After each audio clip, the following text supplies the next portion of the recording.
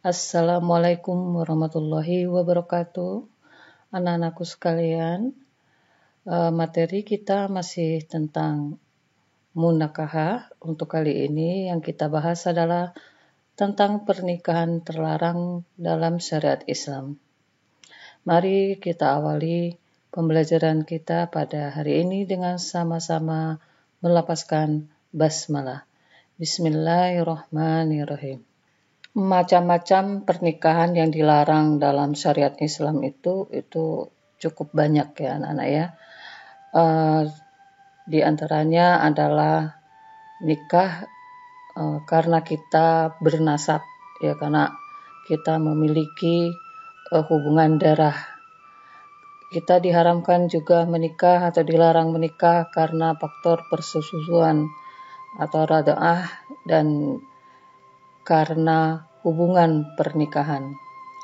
Ada juga pernikahan yang dilarang itu yaitu mut'ah, yaitu nikah mut'ah atau kawin kontrak, menikah atau nikah sighar, ada menikah silang, ada khadan, muhallil, dan penzina. Nah, inilah yang akan kita bahas di dalam pertemuan ini. Semuanya akan kita bahas satu persatu. Larangan menikahi wanita karena sebab bernasab ya. Orang-orang yang termasuk mahram atau haram dinikahi sebab keturunan itu ada 7 sebagaimana firman Allah Subhanahu wa taala di dalam Quran surah An-Nisa ayat 23. Diharamkan atas kamu mengawini ibu-ibumu, anak-anakmu yang perempuan, saudara-saudaramu yang perempuan, saudara-saudara bapakmu yang perempuan, saudara-saudara ibumu yang perempuan, anak-anak perempuan dari saudara-saudaramu yang laki-laki, anak-anak perempuan dari saudara-saudaramu yang perempuan, ibu-ibumu yang menyusui kamu, saudara perempuan sepersusuan, ibu-ibu istrimu yang disebut dengan mertua, anak-anak istrimu yang dalam pemeliharaanmu dari istri yang telah kamu campuri. Tetapi jika kamu belum campur dengan istri kamu itu dan sudah kamu ceraikan, maka tidak berdosa kamu mengawininya. Dan diharamkan bagimu istri-istri anak kandungmu atau menantu dan menghimpunkan dalam perkawinan dua perempuan yang bersaudara kecuali yang telah terjadi pada masa lampau. Sesungguhnya Allah Maha Pengampun lagi Maha Penyayang. Nah, ini adalah orang-orang yang disebutkan di dalam Al-Quran ini, yaitu ibumu, anakmu, saudara-saudara perempuanmu, saudara dari bapakmu, ya itu bibi gitu ya, atau bibi, saudara-saudara ibumu dari yang perempuan itu bibi juga, anak-anak perempuan dari saudaramu yang laki-laki maupun perempuan itu keponakan. Ini adalah karena kita memiliki hubungan darah yang sangat kuat gitu ya. Oke, selanjutnya dilarang menikahi wanita yang sepersusuan sebagaimana tadi sudah disebutkan di dalam Al-Quran tadi. Nah, mahram sebab susuan ada 7 golongan, sama seperti mahram sebab keturunan, tanpa pengecualian. Sebagaimana diriwayatkan hadis riwayat Al-Bukhari, diriwayatkan dari Ibnu Abbas radhiyallahu anhu, dia berkata bahwa Nabi Shallallahu alaihi wasallam bersabda tentang putri Hamzah. Nah, dia tidak halal bagiku. Darah susuan mengharamkan seperti apa yang diharamkan oleh darah keturunan. Dan dia adalah putri saudara sepersusuanku. Dari saudara sepersusuanku itu putri darinya Hamzah. Jadi karena faktor sepersusuan maka ibu susuan, saudara-saudara seperempuan yang sepersusuan, jadi anak-anak dari ibu susuan yang perempuan itu haram dinikahi. Dan ini hukum ini adalah hukum yang berlangsung ya selamanya. Jadi tetap ini hukumnya haram untuk menikahi ibu susuan dan saudara-saudara perempuan yang sepersusuan. Sama seperti karena kita bernasab. Nah, dilarang menikahi wanita sebab perkawinan. Karena perkawinan ada istilah mertua, yaitu baik itu ayah atau ibu dari perempuan yang dinikahi. Nah, itu adalah mertua ya. Nah, yang diharamkan dinikahi itu adalah mertua perempuan gitu. Kemudian ada istilah menantu. Nah, anak kita menikah, anak laki-laki kita menikah dengan seorang perempuan, maka istrinya itu adalah menantu, haram untuk dinikahi karena pernikahan anak kita tersebut. Lalu anak tiri. Nah, tentang anak tiri ini, menurut jumhur ulama, termasuk juga anak tiri yang tidak dalam pemeliharaan seseorang mempunyai hubungan mahram dengannya. Nah, anak tiri menjadi mahram jika ibunya telah dicampuri. Jadi haram dinikahi anak tiri ini. Tetapi jika belum dicampuri, maka dibolehkan untuk menikahi anaknya setelah bercerai dengan ibunya. Sedangkan ibu dari seorang perempuan yang dinikahi menjadi mahram hanya sebab akad nikah, walaupun si putri belum dicampuri. Kalau sudah akad nikah, maka si ibu haram dinikahi oleh yang menikahi putrinya. Jadi kalau menikahi seorang janda, gitu contohnya ya, menikahi seorang janda dan janda ini memiliki anak, ya dalam pemeliharaannya anak. Jadi anaknya ini itu haram dinikahi oleh bapak tirinya. Nah, kalau sudah bercerai dengan ibunya, ibu dari perempuan ini, jadi bercerai dengan ibunya. Nah, kalau ibunya itu sudah digauli, maka hukumnya ini tetap haram sampai kapanpun. Nah, kalau ibunya waktu diceraikan belum dicampuri, maka dalam hal ini status hukumnya itu boleh dinikahi. Lalu ibu tiri ini adalah wanita lain yang itu bukan ibu kandung kita, jadi bapak menikah lagi dan statusnya istri bapak itu adalah ibu tiri. Nah, dalam hal ini haram menikahi ibu tiri ya karena pernikahan bapak kita. Lalu menghimpun dua perempuan yang bersaudara, menikahi dua perempuan yang bersaudara. Nah, Rasulullah SAW melarang menghimpunkan dalam perkawinan antara perempuan dengan bibinya dari pihak ibu dan menghimpunkan antara perempuan dengan bibinya dari pihak ayah. Nabi SAW bersabda, yang artinya diriwayatkan dari Abu Hurairah bahwa Nabi SAW bersabda tidak boleh perempuan dihimpun dalam perkawinan antara saudara perempuan dari ayah atau ibunya. Hadis riwayat Muslim. Nah, jadi dua saudara perempuan kandung itu dinikahi ya bersama-sama, jadi berstatus istri. Nah, kecuali kalau pada masa yang lampau, artinya saudara dari dua saudara ini mungkin kakak perempuannya sudah meninggal. Nah, kemudian saudara perempuannya ya itu boleh dinikah, tapi kalau umpamanya keduanya sekaligus dinikah itu tidak boleh. Dilarang menikahi wanita yang bersuami, ini jelas sekali ya. Tidak boleh menikahi wanita yang dalam status istri sah laki-laki lain. Ini dijelaskan di dalam Surat An-Nisa ayat 24. Nah, selanjutnya kita bahas tentang nikah mut'ah. Nikah mut'ah itu apa? Mungkin anak-anak ada yang pernah mendengar istilah nikah mut'ah ya. Ya, nikah mut'ah itu adalah nikah yang diniatkan hanya untuk bersenang-senang dan hanya untuk jangka waktu, bisa sehari, ya, seminggu, sebulan, setahun, dan seterusnya. Nah, tentang nikah mut'ah ini ya ada istilah lain yaitu namanya kawin kontrak. Ya, kawin kontrak ini walaupun dilakukan secara agama, hukum pernikahan ini adalah tidak sah. Bahkan MUI telah mengeluarkan fatwa bahwa pernikahan seperti ini atau nikah mut'ah kawin kontrak ini itu hukumnya adalah haram. Mengapa demikian?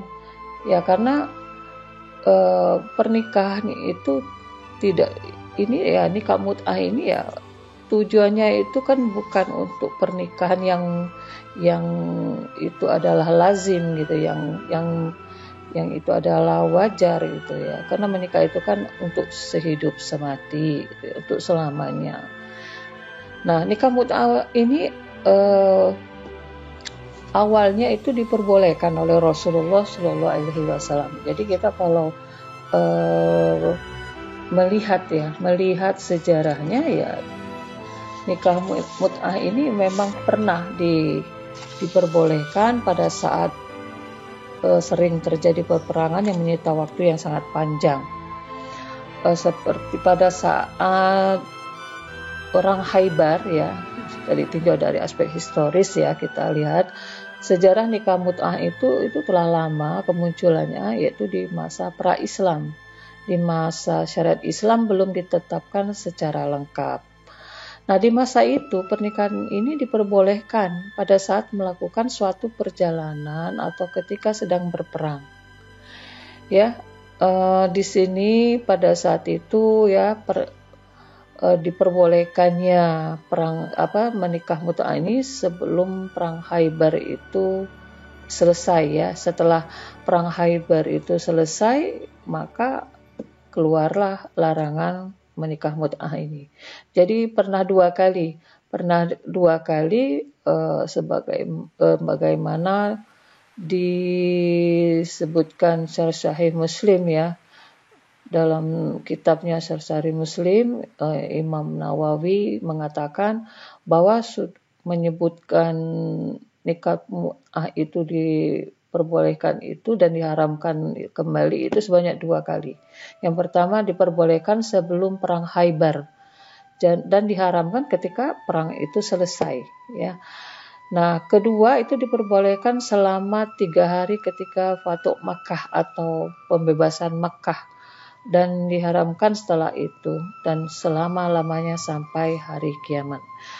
Jadi sampai sekarang hukumnya nikah mut'ah itu adalah dilarang atau diharamkan, dan pernikahan itu tidak boleh dilakukan artinya ya. Nah, mengapa diperbolehkan pada masa itu? Masa perang tersebut ya merupakan masa peralihan dari zaman jahiliyah. Sebagaimana masa peralihan ya tentu banyak hal-hal yang masih perlu penyesuaian gitu ya. Sebelumnya di zaman jahiliyah itu ya sebagaimana kita ketahui, wanita itu atau perempuan itu adalah objek yang diperlakukan selayaknya barang. Jadi jarak medan perang yang jauh dari kediaman istri membuat para sahabat itu yang hendak berperang itu merasa berat. Oleh karenanya aturan ini diturunkan sebagaimana bentuk keringanan atas kondisi tersebut. Artinya ini karena faktor emergensi ya, darurat. Jadi terbatas pada saat itu saja.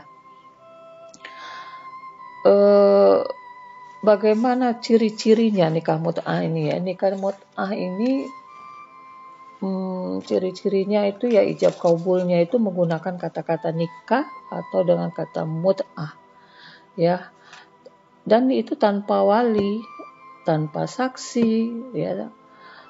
Ada ketentuan dibatasi batas waktu pernikahan gitu, seperti tadi dijelaskan, bisa sehari, seminggu, sebulan, setahun dan seterusnya. Kemudian tidak ada hak mewarisi antara suami dan istri karena tidak ada talak dalam hal ini. Jadi mereka itu istilahnya itu selesai pernikahan itu sebagaimana akadnya. Akadnya itu ya mau pernikahan ini artinya dikontrak setahun atau ke sebulan atau ke cuman seminggu gitu. Nah, kenapa alasan mengapa praktik nikah mut'ah ini dijalankan ya oleh umpamanya paham Syiah yang ada di Iran gitu ya. Ini terkait hal tersebut sebagaimana Said Sabiq menerangkan bahwa tujuan dari nikah mut'ah itu adalah kenikmatan seksual semata gitu ya, syahwat semata, sehingga berbeda dari tujuan pernikahan biasa gitu. Nah, jika secara umum tujuannya berbeda, bagaimana dengan cara nikah mut'ah ini? Kenapa ini dilakukan gitu ya? Nah, rukun nikah pernikahan Islam dalam praktik nikah mut'ah itu ya ada ijab kabul. Bedanya dalam ijab kabul tersebut disampaikan periode pernikahan yang disepakati, bisa sekian minggu, bulan, ataupun tahun. Nah, selain daripada itu ya proses ijab kabulnya ya, formula akad khusus yang wajib dibacakan adalah formula akad bagi wanita, yakni zawaj tuka nafsi, yang berarti saya nikahkan diriku. Kemudian bagi pihak pria yakni qabil tu tazwij, yang berarti saya terima nikahnya sebagai tanda dirinya menerima wanita tersebut menjadi istrinya. Nah, tentang pernikahan mut'ah ini apakah ada di Indonesia? Ada ya, ada di satu daerah tertentu yang penduduknya banyak melakukan nikah mut'ah ini. Jadi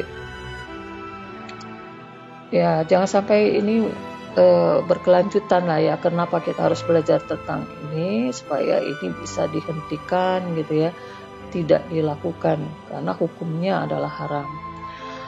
Hukum nikah mut'ah ini ya dari aspek hukum Islam dan hukum negara ya sama-sama ini dilarang, sebagaimana dalam Al-Quran surah An-Nisa ayat 24 disebutkan sebagai dasar aturan perihal pernikahan ini ya. Akan tetapi paham Syiah dan Sunni juga berbeda pendapat ya tentang ini dalam menafsirkan ayat tersebut, sebagaimana diterangkan oleh Miftahul Qalbi ya, Miftahul Qalbi, bahwa paham Syiah itu berpendapat ada kata-kata redaksi ya, istamtatum di dalam surah An-Nisa ayat 24 itu merupakan akar dari kata mut'ah katanya. Oleh karenanya pengikut aliran Syariah berpendapat bahwa hukum nikah mut'ah menurut Al-Quran itu adalah sah. Nah, negara yang berpaham Syiah seperti Iran ya bahkan memperbolehkan dan mengatur praktik pernikahan ini dalam hukum kenegaraannya. Nah, sementara itu paham Sunni mengharamkan praktik nikah mut'ah ini. Paham Sunni berpendapat bahwa surah An-Nisa ayat 24 itu telah ditafsirkan dengan surah Al-Mu'minun ayat 5 hingga 7. Oleh karena itu surah tersebut itu tidak berkaitan dengan mut'ah. Nah, jadi jika ditinjau dari hukum positif di Indonesia ya, nikah mut'ah atau kontrak ini dianggap tidak memenuhi unsur-unsur ya, sebagaimana di pasal 2 ayat 1 Undang-Undang Perkawinan. Unsur yang dimaksud itu adalah tidak memenuhi tujuan untuk membentuk keluarga atau rumah tangga yang bahagia dan kekal, karena hanya bersifat singkat dan sementara, tidak dilakukan menurut hukum masing-masing agama, atau tidak sesuai dengan aturan kompilasi hukum Islam sebagai aturan pernikahan di dalam Islam, dan tidak melalui pencatatan berdasarkan peraturan perundang-undangan yang ada di negara kita. Nah, kawin kontra ini bertentangan ya dengan beberapa aturan dalam KHI. Pasal 2 KHI ini menerangkan bahwa perkawinan menurut hukum Islam itu adalah pernikahan, yaitu akad yang sangat kuat untuk menaati perintah Allah dan melaksanakan ibadah. Dan ini jadi pernikahan itu adalah ibadah. Tapi kalau nikah mut'ah ini tidak bisa disebut ibadah. Ini adalah boleh dikatakan ini adalah maksiat gitu ya, karena ini sama dengan zina ya, sama saja dengan zina, karena setelah habis masa kontrak dia menikah lagi dengan laki-laki yang lain. Jadi terus ditetapkan biayanya segala macam gitu ya. Nah, itu apa bedanya dengan prostitusi gitu kan? Dan ini sangat berbahaya ya, karena bisa menyebabkan timbulnya berbagai macam penyakit, terutama yang ada hubungannya dengan penyakit kelamin gitu kan. Di pasal 3 KHI atau Kompilasi Hukum Islam juga disebutkan bahwa tujuan dari pernikahan itu adalah mewujudkan kehidupan rumah tangga yang sakinah, mawaddah, dan warahmah. Nah, mengingat adanya periode yang terbatas pada nikah mut'ah itu, ya, dengan tujuan akhir berpisah setelah periode tersebut berakhir, hubungan kawin kontrak tidak memiliki tujuan yang sama sebagaimana di dalam pasal 3 kompilasi hukum Islam ini. Jadi tidak ada kehidupan rumah tangga yang hendak dibina dalam kawin kontrak tersebut. Nah, sebenarnya bisa kita pahami ya. Jadi nikah mut'ah ini sebenarnya ini menjadi pelecehan ya terhadap wanita gitu ya. Dia tidak menjaga kesucian wanita gitu. Karena setelah mereka selesai kontraknya, ya itu bila ada anak maka tidak ada saling mewaris di situ, waris mewaris itu tidak ada. Jadi tidak ada kewajiban menafkahi dari anak yang dilahirkan dari nikah mut'ah ini. Dan wanita itu seperti barang ya, jadi seperti barang gitu. Ya dinikahi dengan ditetapkan berapa gitu kan ya. Jadi sama seperti prostitusi gitu. Jadi ini semacam pelecehan terhadap perempuan. Jadi jangan sangat keliru kalau dikatakan ini adalah untuk menjaga kesucian perempuan. Justru larangan menikah mut'ah ini, dilarangnya menikah mut'ah ini adalah untuk menjaga kesucian wanita, harkat dan derajat serta martabat wanita itu menjadi satu sorotan yang sangat penting ya di dalam larangan nikah mut'ah ini, bahwa wanita itu bukanlah barang seperti apa yang dilakukan oleh masyarakat jahiliyah. Nah, itu supaya apa? Terpeliharanya juga keturunan gitu, jelas gitu kan nasabnya, dan terpelihara juga agamanya. Kemudian nikah mut'ah ini dilarang oleh Rasul. Mengenai larangan melakukan nikah mut'ah ini jelaskan dalam hadis berikut ya. Sesungguhnya aku pernah mengizinkan kalian untuk menikahi perempuan secara mut'ah, kata Rasulullah. Sekarang Allah Subhanahu wa taala mengharamkan hal itu sampai hari kiamat. Kemudian siapa yang mempunyai istri hasil nikah mut'ah, hendaklah ia melepaskannya dan jangan kalian mengambil sesuatu yang telah kalian berikan kepada mereka. Hadis riwayat Muslim, Abu Daud, Nasai, Ibnu Majah, dan Ibnu Hibban. Nikah shighar ini salah satu jenis pernikahan yang juga dilarang di dalam syariat Islam. Nikah shighar itu merupakan pernikahan yang didasari oleh janji atau kesepakatan penukaran, yaitu menjadikan dua orang perempuan sebagai jaminan atau mahar masing-masing. Nah, ucapan akadnya itu biasanya sebagai berikut. Saya nikahkan Anda dengan anak atau saudara perempuan saya dengan syarat Anda menikahkan saya dengan anak atau saudara perempuan Anda. Jadi nikah shighar ini praktiknya seperti barter perempuan gitu ya. Secara umum lafaz dalam hadisnya ini mengarah kepada tidak diakuinya praktek barter dalam nikah ini. Nah, dari Nafi dari Ibnu Umar, sesungguhnya Rasulullah melarang nikah shighar ini. Sedangkan shighar itu ialah seorang laki-laki menikahkan anak perempuannya kepada seseorang dengan syarat imbalan. Ia harus dikawinkan dengan anak perempuan orang tersebut dan keduanya tanpa mahar. Rasulullah bersabda bahwa nikah shighar adalah seseorang yang berkata kepada orang lain, nikahkanlah aku dengan putrimu, maka aku akan nikahkan putriku dengan dirimu. Atau berkata seperti ini, nikahkanlah aku dengan saudara perempuanmu, maka aku akan nikahkan saudara perempuanku dengan dirimu. Hadis riwayat Muslim. Di dalam hal ini itu dilarang di dalam Islam, tidak ada nikah shighar dalam Islam itu, ya. Sebagaimana dinukil dari kitab Al-Minhaj karya Imam An-Nawawi bahwa nikah shighar itu merupakan praktik nikah ala jahiliyah dengan saling menukarkan perempuan yang hendak dinikahi tanpa penyerahan mahar. Imam Nawawi juga menambahkan bahwa para ulama secara ijma' telah sepakat tentang hukum terlarangnya nikah shighar ini.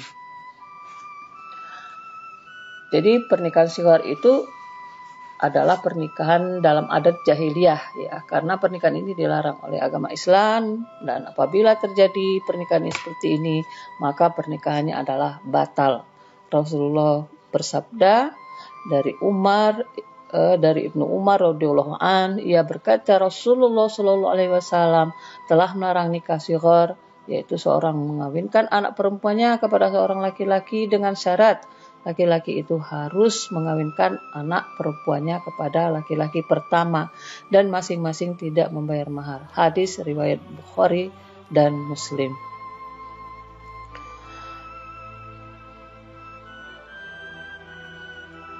Kemudian yang berikutnya yaitu nikah muhalil. Nah, nikah muhalil ini apa? Nikah muhalil itu adalah menghalalkan atau membolehkan. Jadi atau kata muhalil itu menghalalkan atau membolehkan. Nah, yang dimaksud dengan nikah mutahalil adalah pernikahan yang dilakukan oleh seorang atau seseorang dengan tujuan untuk menghalalkan perempuan yang dinikahinya agar ia dapat dinikahi lagi oleh mantan suaminya yang telah mentalak atau menalak 3. Nah, atau disebut dengan talak bain ya. Nah, dengan kata lain, nikah muhalil ini ialah pernikahan yang dilakukan oleh seorang laki-laki terhadap seorang perempuan yang sudah ditalak 3 oleh suaminya, dengan tujuan agar mantan suaminya yang mentalak 3 tersebut dapat menikahi kembali perempuan tersebut setelah diceraikan oleh suaminya yang baru. Disebut pernikahan muhalil sebab pernikahan tersebut menjadikan mantan suami yang telah mentalak 3 itu kemudian halal menikahi dengan mantan istrinya kembali. Nah, suami yang baru ini disebut sebagai muhalil atau orang yang menghalalkan, dan suami yang telah mentalak 3 disebut muhalal lahu atau orang yang dihalalkan untuknya. Nah, orang-orang ini diharamkan, orang-orang seperti ini dilaknat ya, karena menganggap bahwa pernikahan itu seperti rekayasa saja. Jadi tidak boleh bahwa pernikahan itu seperti seperti direkayasa. Jadi kenapa talak bain ini disebut tidak bisa rujuk ya, karena kalau yang bisa rujuk itu adalah talak rajai atau talak 1 dan talak 2 yang belum habis masa iddahnya ya. Nah, kalau sudah habis masa iddahnya dia tidak lagi disebut talak rajai, tidak bisa disebut lagi sebagai talak yang bisa kembali atau merujuk istri yang ditalak, maka berubah dia menjadi talak bain. Nah, atau talak 3 juga disebut dengan talak bain. Kalau sudah talak bain ya, apalagi talak bain kubro ini disebutkan ya. Jadi istri yang ditalak bain dengan sebutan talak bain kubro ini ya, ini tidak bisa mereka itu memperbarui pernikahannya. Ya, jadi kalau talak raj'i kan masih bisa rujuk talak 1 dan 2. Nah, talak 3 yaitu jenis talak bain kubro, yaitu istri yang ditalak ini kalau umpamanya ingin kembali hidup bersama itu tidak bisa langsung dinikahi kembali, itu tidak bisa. Jadi istri ini yang sudah ditalak ini harus sudah menikah dulu dengan laki-laki lain. Nah, setelah itu dia secara normal ya bercerai gitu ya, bukan karena rekayasa. Setelah dia bercerai artinya berstatus janda kembali ya dengan laki-laki lain tadi ya.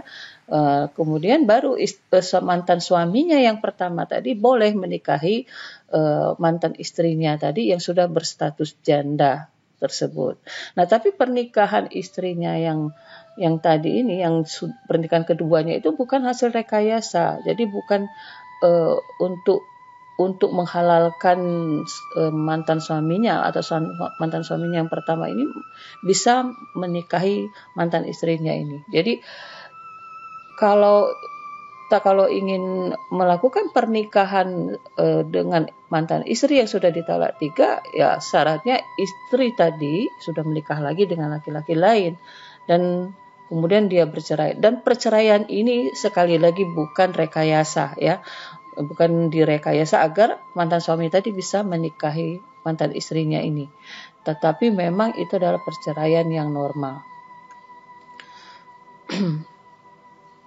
Nikah muhalil ini dilarang tegas oleh agama, bahkan Rasulullah melaknatnya. Dalam sebuah hadis diriwayatkan bahwa Rasulullah Shallallahu Alaihi Wasallam melaknat baik itu muhalil maupun muhalal lahu.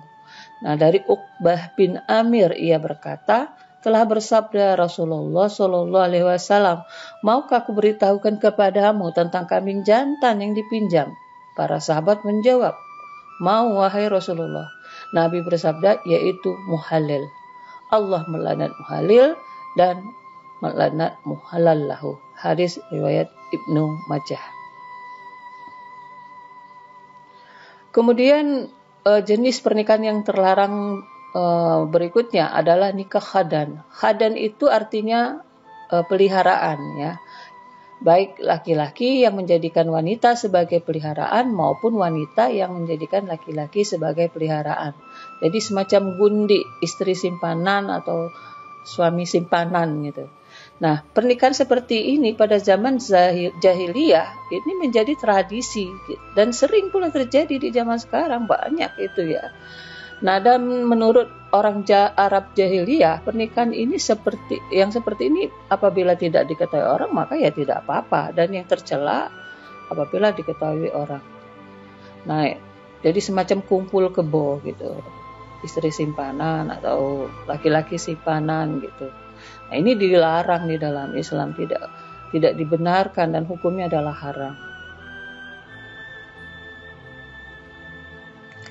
Allah berfirman di dalam salah satu ayat Al-Quran, yaitu surah An-Nisa ayat 25. Dan barang siapa di antara kamu yang tidak cukup perbelanjaannya untuk mengawini wanita merdeka lagi beriman, ia boleh mengawini wanita yang beriman dari budak-budak yang kamu miliki. Allah mengetahui keimananmu. Sebagian kamu adalah dari sebagian yang lain. Karena itu kawinilah mereka dengan seizin Tuhan mereka dan berilah mas kawin mereka menurut yang patut.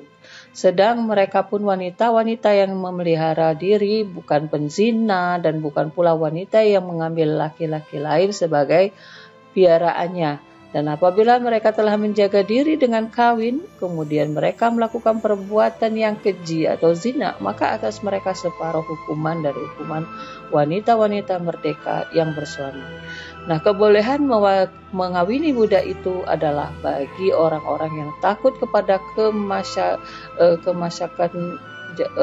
kemasyakatan menjaga diri dari perbuatan zina di antara kamu, dan kesabaran itu lebih baik bagimu dan Allah Maha Mengampuni lagi Maha Penyayang. An-Nisa ayat 25. Di dalam Quran surah Al-Maidah ayat 5 juga dijelaskan, pada hari ini dihalalkan bagimu yang baik-baik, makanlah sembelihan orang-orang yang diberi Alkitab itu halal bagimu, dan makanlah kamu yang halal pula bagi mereka, dan dihalalkan mengawini wanita yang menjaga kehormatannya di antara wanita-wanita yang beriman dan wanita-wanita yang menjaga kehormatan di antara orang-orang yang diberi Alkitab sebelum kamu. Bila kamu telah membayar mas kawin mereka dengan maksud menikahinya, tidak dengan maksud berzina dan tidak pula menjadikannya gundi-gundi. Nah, barang siapa yang kafir sesudah beriman, tidak menerima hukum-hukum Islam, maka hapuslah amalannya dan ia di hari kiamat termasuk orang-orang yang merugi. Nah, didasarkan kepada Quran surah Al-Maidah ayat 5 juga, maka nikah khadan itu adalah dilarang dan hukumnya haram. Kemudian pernikahan silang. Apa itu pernikahan silang ya? Menikah dengan orang berbeda agama dengan kita. Baik itu laki-laki mukmin menikahi perempuan non-muslim. Ya, yang menjadi landasan hukum ditetapkan larangan tersebut adalah firman Allah Subhanahu wa taala, yaitu Quran surah Al-Baqarah ayat 221. Dan janganlah kamu menikahi wanita-wanita musyrik sebelum mereka beriman, Sesungguhnya wanita budak yang mukmin itu lebih baik daripada wanita musyrik, walaupun dia menarik hatimu. Dan janganlah kamu menikahkan orang-orang musyrik dengan wanita-wanita mukmin sebelum mereka beriman. Sesungguhnya budak yang mukmin itu lebih baik dari orang musyrik, walaupun dia menarik hatimu. Mereka mengajak ke neraka, sedang Allah mengajak ke surga dan ampunan dengan izinnya. Dan Allah menerangkan ayat-ayatnya atau perintah-perintahnya kepada manusia supaya mereka mengambil pelajaran.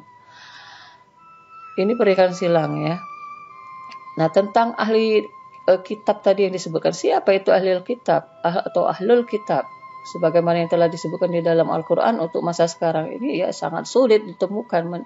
Di situ disebutkan boleh menikahi wanita lain yang tidak seagama, yang tidak beragama Islam, kecuali dia adalah seorang ahli kitab. Nah, siapa mereka ini? Kan menurut keyakinan Islam agama samawi, yang Islam itu agama samawi yang masih original ya atau asli, hanyalah Islam. Dan kalau sekarang ini ya sulit dicari ahli kitab yang disebut di dalam Al-Quran tersebut. Karena menurut keyakinan Islam, agama samawi yang masih original atau asli hanyalah Islam, dan yang lainnya itu sudah dicemari atau dipalsukan oleh para pengikutnya. Oleh karena itu, ahli kitab baik itu laki-laki maupun itu perempuan itu sudah tidak ada. Nah, perempuan yang muslim yang menikahi dengan laki-laki non-muslim itu juga, sebagaimana tadi dijelaskan di dalam Quran Surah Al-Baqarah ayat 221. Jadi perempuan muslim yang menikah dengan laki-laki non-muslim itu juga dilarang, atau tadi laki-laki muslim yang menikahi wanita non-muslim. Jangan kamu nikahkan seorang laki-laki musyrik dengan perempuan yang beriman sebelum mereka beriman. Nah, sungguh hamba sahaya, laki-laki yang beriman itu lebih baik daripada laki-laki musyrik meskipun dia menarik hatimu. Jadi di sini sudah jelas ya bahwa kita dilarang dan hukumnya haram. Pernikahan ini tidak sah menikahi atau menikah dengan orang-orang yang berbeda agama dengan kita. Kemudian menikahi wanita penzina. Di dalam Quran surah An-Nur ayat 3 yang berbunyi, ya, di situ laki-laki yang berzina tidak mengawini melainkan perempuan yang berzina atau perempuan yang musyrik, dan perempuan yang berzina tidak dikawini melainkan oleh laki-laki yang berzina atau laki-laki musyrik. Nah, dan yang demikian itu diharamkan atas orang-orang yang mukmin.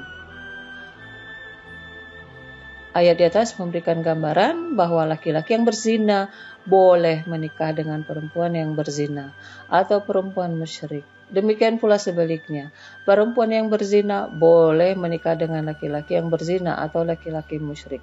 Nah, mengenai masalah tersebut, ya, para ulama sepakat tentang laki-laki yang bukan berzina menikahi perempuan yang berzina, meskipun ada perbedaan pendapat. Menurut Ali, Siti Aisyah Al-Baraj dan Ibnu Mahajjah, hukumnya haram berdasarkan firman Allah SWT di atas. Sedangkan menurut Abu Bakar, Umar bin Khattab, Ibnu Abbas dan jumhur ulama itu menyatakan boleh, dengan alasan bahwa berzina itu haram sedangkan nikah itu halal. Nah, yang haram itu tidak dapat mengharamkan yang haram tidak dapat mengharamkan yang halal, sesuai dengan sabda Nabi Muhammad SAW, permulaan perzinaan tetapi akhirnya adalah pernikahan, dan yang haram itu tidak bisa mengharamkan yang halal. Hadis riwayat At-Tabrani dan Daruqutni. Di antara jumhur ulama, ada yang mengatakan bahwa ayat di atas telah dinasahkan kepada Quran Surah An-Nur ayat 32. Kawinkanlah orang-orang yang sendirian di antara kamu dan orang-orang yang layak berkawin dari hamba-hamba sayamu yang lelaki dan hamba-hamba sayamu yang perempuan. Jika mereka miskin, Allah akan memampukan mereka dengan karunia-Nya, dan Allah maha luas pemberiannya, lagi maha mengetahui. Demikian anak-anak, berbagai jenis pernikahan yang itu diharamkan ya di dalam syariat Islam. Nah, setelah kita belajar ini, kita akan tahu bahwa banyak sekali jenis-jenis pernikahan yang mungkin sampai saat ini, selama ini kita menganggapnya itu adalah boleh dan itu adalah halal dan itu adalah sah, padahal sesungguhnya itu adalah dilarang dan itu hukumnya adalah haram, dan itu pernikahannya adalah tidak sah. Jadi dengan adanya pembelajaran kita tentang pernikahan yang dilarang menurut syariat Islam, insya Allah kita mendapatkan pengetahuan tentang berbagai macam jenis-jenis pernikahan yang dilarang ini, sehingga kita tidak melakukan tindakan-tindakan yang itu adalah melanggar syariat Islam. Nah, tentang larangan ini tentu saja anak-anak ya, ini ada hikmahnya kenapa kita dilarang melakukan berbagai jenis pernikahan ini. Ya. Nah, sekarang tugas kalian adalah menganalisis dari berbagai macam jenis pernikahan yang dilarang ini, kenapa pernikahan ini dilarang dan apa hikmah dari larangan tersebut. Silakan anak-anak buat hasil analisisnya, yaitu dengan menganalisis berbagai jenis pernikahan yang dilarang ini, kemudian kalian buat suatu tulisan ya di dalam buku latihan yang isinya adalah tentang hikmah larangan ya di dalam syariat Islam, hikmah dilarangnya pernikahan yang tadi sudah kita pelajari ini ya, kenapa itu dilarang ya, sehingga itu pasti kita tahu bahwa ini ternyata kenapa dilarang. Kenapa sih nikah mut'ah itu dilarang? Kenapa nikah sighar itu dilarang? Tentu ada hikmah dari larangan-larangan tersebut. Kita berharap ya kita adalah insan Allah, makhluk Allah yang senantiasa berada di jalan Allah Subhanahu wa taala, dan insya Allah dengan pembelajaran pada hari ini kita mendapatkan ilmu yang bermanfaat bagi kita semua, dan insya Allah ilmu ini adalah membawa keberkahan bagi kita semua. Amin ya rabbal alamin. Mari kita akhiri pembelajaran kita hari ini dengan sama-sama melafazkan hamdalah. Alhamdulillahi rabbil alamin. Wassalamualaikum warahmatullahi wabarakatuh.